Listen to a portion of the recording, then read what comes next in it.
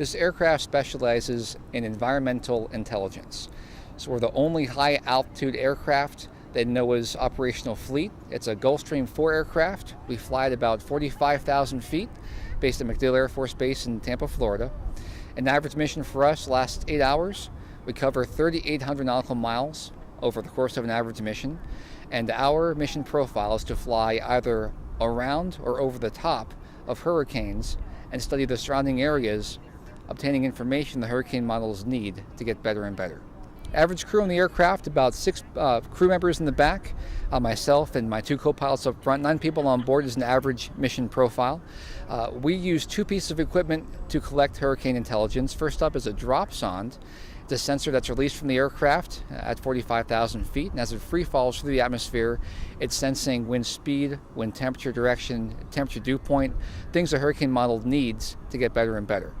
Another aspect is called a tail Doppler radar. That's the funny looking boom on the back of the jet. And that looks at the hurricane through X-ray glasses. So imagine taking an MRI of a hurricane, that vertical cross section from the inside out. You get to see where the hurricane's getting stronger, getting weaker, and that information is also very beneficial for the hurricane models.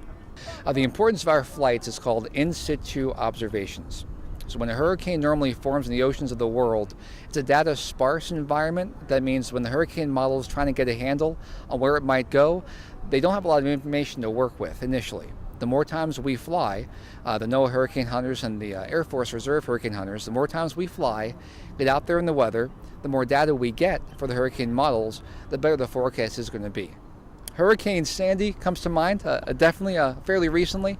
That's important because we were flying the hurricane, and on board the aircraft, the environment was very somber because we were realizing we've been flying for several days, every 12 hours, back-to-back flights.